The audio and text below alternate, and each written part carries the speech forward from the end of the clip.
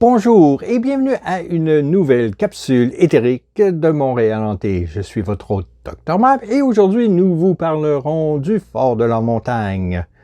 Grâce à Montréal Hanté, vous pouvez en apprendre plus sur les fantômes et autres phénomènes paranormaux de Montréal et de la région grâce à nos capsules éthériques chaque 2 samedis en anglais et en français, des promenades thématiques, une tournée des bars et autres activités de recherche sur les phénomènes paranormaux. Pour en savoir plus, je vous encourage à suivre les liens dans la description. Et maintenant, parlons fantômes.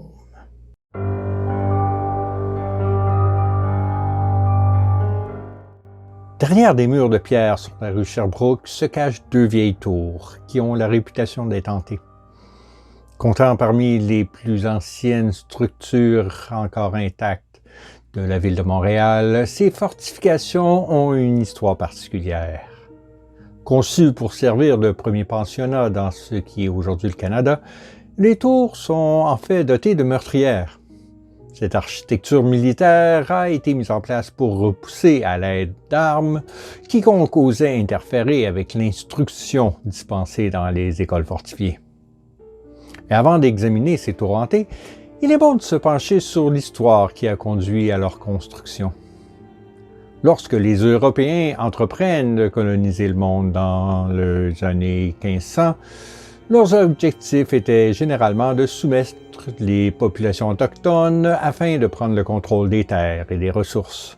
Cela impliquait généralement un génocide culturel, une tentative d'extinction des pratiques, croyances, langues et cultures. Au début du 17e siècle, les Français commencent à établir des colonies en Nouvelle-France. Des établissements comme Port-Royal, Tadoussac, Québec et Trois-Rivières prennent forme. Tiohtià:ke, le nom mohawk de Montréal, avait une situation géographique très intéressante. Avec plusieurs réseaux de rivières qui se jettent dans l'archipel, l'île est un important centre de transport et de commerce pour les Mohawks. Mais les Français sont en guerre contre la Première Nation et le reste de la Confédération des Haudenosaunee. Donc, Tiohtià:ke est un peu trop dangereux pour s'y établir. Mais à la Flèche, en France, un collecteur d'impôts et fervent catholique nommé Jérôme Leroyer de la Dauversière dit recevoir des visions où Dieu lui ordonne d'établir une colonie religieuse et un hôpital sur l'île. Avec d'autres catholiques, de la Dauversière fonde donc en 1639 la Société de Notre-Dame de Montréal pour la conversion des sauvages de la Nouvelle-France, dont l'objectif est de créer une nouvelle Jérusalem sur l'île et convertir les Autochtones au catholicisme. Après une campagne de collecte de fonds, il recrute l'officier militaire français Paul de Chaumédé, sieur de Maisonneuve, pour diriger ce projet. Le 17 mai 1642, de Maisonneuve et ses colons arrivent sur l'île et établissent une colonie, Ville-Marie. Inutile de dire que cela déclenche une guerre féroce entre les Français et la Confédération, qui tentait de défendre cette partie du vaste territoire mohawk. La guerre brutale durera par intermittence jusqu'à la signature d'un traité de paix en 1701. En 1652, lors d'un séjour en France, de Maisonneuve recrute la religieuse Marguerite Bourgeois pour devenir la première enseignante de Ville-Marie. Il prévoyait qu'elle éduque les enfants français et évangélise les Autochtones, jeunes et vieux. Il fit également venir une centaine de colons supplémentaires pour renforcer la colonie pendant la guerre. En avril 1658, Maisonneuve fournit à Marguerite Bourgeois une étable en pierre vacante qui servira d'école pour ses élèves. Elle enseigne aux enfants de la colonie la foi catholique, ainsi que le calcul, la lecture et l'écriture. Les filles plus âgées apprennent les techniques ménagères pour se préparer au mariage et à la maternité.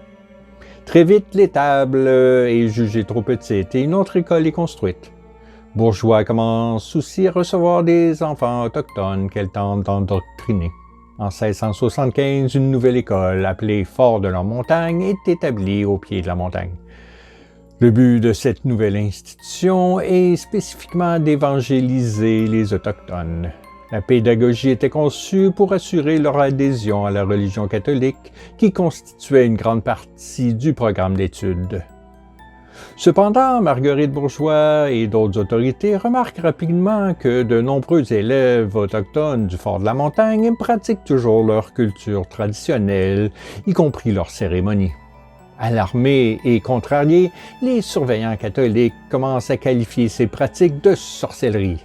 De plus, dans la tradition de Jérôme de Noroyer, certains membres de la communauté catholique commencent à prétendre qu'ils reçoivent eux aussi des messages directs et visionnaires de Dieu. Les plus hautes instances religieuses de la colonie désapprouvent ce genre de propos auxquels elle ne peut pas vraiment contrôler. La situation au fort de la montagne devient de plus en plus incontrôlable et la nouvelle parvient à la tête de l'ordre des Sulpiciens à Paris. En réponse, un partisan de la ligne dure nommé François Vachon de Belmont est envoyé au fort en 1680 pour mettre fin à la propagation de la sorcellerie et des visions. Celui-ci est vite nommé supérieur de la mission du Fort de la Montagne, qui abrite alors plus de 200 autochtones vivant dans des cabanes sur le site. Afin d'éradiquer la sorcellerie, il est probable que Marguerite Bourgeois ait ajouté des histoires catholiques spectrales à son programme. Apparemment, une des préférées était le conte étrange de la tête parlante de Jean Saint-Pierre. Ironiquement, Marguerite Bourgeois et les autres catholiques ne considèrent pas la tête décapitée d'un colon parlant après la mort comme de la sorcellerie. Cependant, ils considèrent la culture traditionnelle autochtone pratiquée depuis des milliers d'années comme l'œuvre du diable. Pour sécuriser davantage le site, en 1685, de Belmont ordonne la construction d'une fortification autour de l'école. Une palissade de 13 mètres et 4 tours de pierre avec de sinistres meurtrières. Grâce à ces nouvelles défenses, les Autochtones qui tentent de secourir leurs collègues au fort de la montagne pouvaient être abattus à l'approche de l'école. Mais dans la nuit du 3 novembre 1685, Marguerite Tardy, sœur de la congrégation de Notre-Dame, affirme avoir eu une vision de Dieu alors qu'elle veillait au coin du feu. Elle raconte à Marguerite Bourgeois qu'une sœur morte depuis plus de 16 mois lui est apparue et lui a dit « Je suis envoyée par Dieu ». Dit à la supérieure de la congrégation qu'elle est en état de péché mortel à cause d'une sœur qu'elle a nommée. Étant donné que Marguerite Bourgeois avait fondé la congrégation de Notre-Dame et en était la supérieure, cette allégation l'a particulièrement alarmée. La situation s'aggrave l'année suivante lorsque Sœur Tardy et un certain Joseph de la Colombière affirment avoir eu d'autres visions et apparitions divines. Le 3 janvier 1690, Sœur Tardy annonce à Marguerite Bourgeois qu'elle a de nouveau reçu la visite de la défunte religieuse. Cette fois, le message est plus menaçant. Cette supérieure n'a pas encore fait ce qu'elle doit faire. C'est la dernière fois que je l'avertis. Vachon de Belmont, sentant qu'il perd le contrôle, envoie des lettres à son supérieur à Paris, Louis Tronçon, pour expliquer la situation. Tronçon est très surpris d'apprendre l'ampleur de l'affaire. Il réagit rapidement pour étouffer les soi-disant visionnaires avant que leurs affirmations ne deviennent incontrôlables. Il craint surtout que des personnes comme Sœur Tardy et Joseph de la Colombière ne fassent scandale jusqu'à la cour du roi. Pour Tronçon, ces manifestations surnaturelles n'étaient que des visions chimériques et des prophéties ridicules. Il décrit les visions comme la production d'une tête creuse et d'une imagination débordante. Il les accuse d'erreurs visibles et dit qu'ils sont trompés par leurs vues fausses. Il rappelle donc tous les mécontents en France, dont Sœur Tardy, Joseph de la Colombière et un prêtre nommé William Bailey. Une fois les rebelles catholiques déportés, Tronçon exige la soumission absolue des Sulpiciens à leurs supérieurs. Quiconque ne se conforme pas aux ordres de Tronçon est menacé d'être rapatrié en France. En septembre 1694, un incendie majeur se déclare au fort de la Montagne. un jeune guerrier aurait tiré un coup de feu dans la cabane d'un adversaire. Les occupants ont eu le temps de fuir, mais le feu a pris et s'est propagé rapidement en raison des vents violents. En 3 heures, près de 50 cabanes autochtones, 15 maisons à charpente, l'église et une grande partie de la palissade entourant le village ont été réduits en cendres. En 1696, les habitants autochtones sont relogés de l'autre côté de l'île, au fort Lorette, au Sault-au-Récollet. En 1721, la mission est finalement relocalisée dans l'actuel Kanesatake.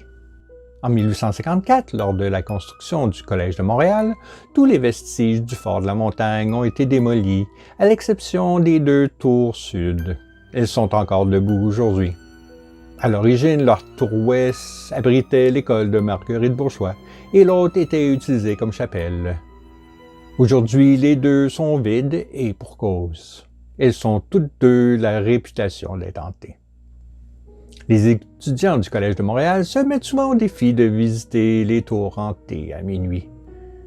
De nombreux rapports au fil des ans indiquent que les visiteurs de la tour ouest entendent parfois des sons d'enfants qui pleurent, émanant des meurtrières. Une ancienne étudiante a rapporté à Montréal Hanté qu'elle a visité les tours avec quelques camarades de classe un vendredi 13 en 2018. Elle explique: « Nous avons décidé d'y aller par défi. Pendant la journée, les tours, bien que d'apparence effrayante, ne présentent pas beaucoup d'activités paranormales. Selon la légende, minuit est le meilleur moment pour les hantises.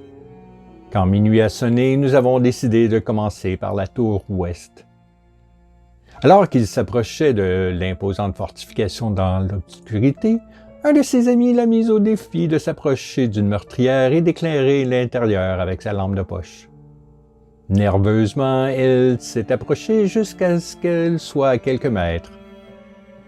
Elle déclare: « Au moment où j'allais braquer ma lampe sur la meurtrière de la tour pour voir ce qu'il y avait à l'intérieur, j'ai entendu un gros sanglot venant de l'intérieur. J'ai été tellement surprise que je suis littéralement tombée à la renverse. Alors que j'essayais de rejoindre mes amis, j'ai entendu des pleurs plus doux, comme ceux d'enfants.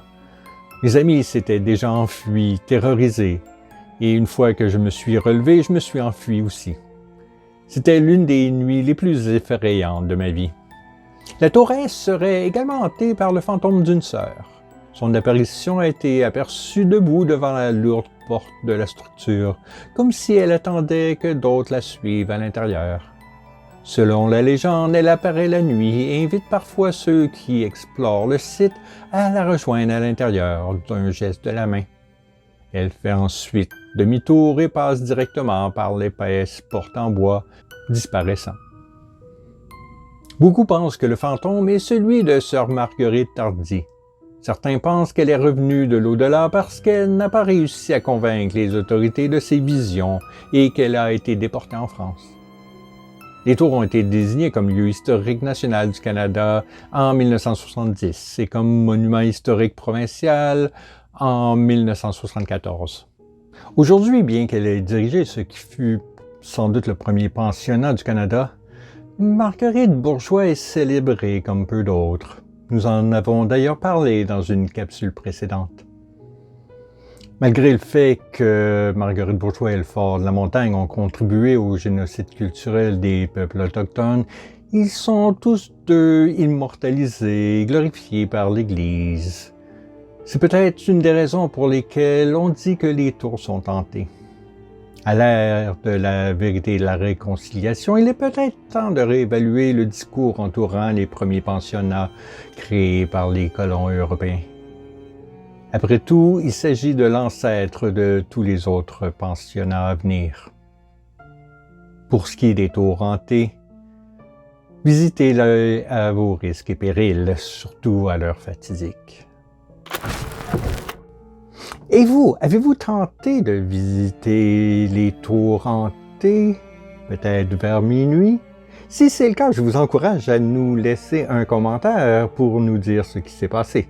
Je vous encourage également à aimer la vidéo, vous abonner et activer les notifications pour ne manquer aucune de nos capsules et autres vidéos. Pour ceux qui écoutent la vidéo ce samedi, Vers 2 heures, nous allons faire une vidéo en direct où nous répondrons à certaines de vos questions.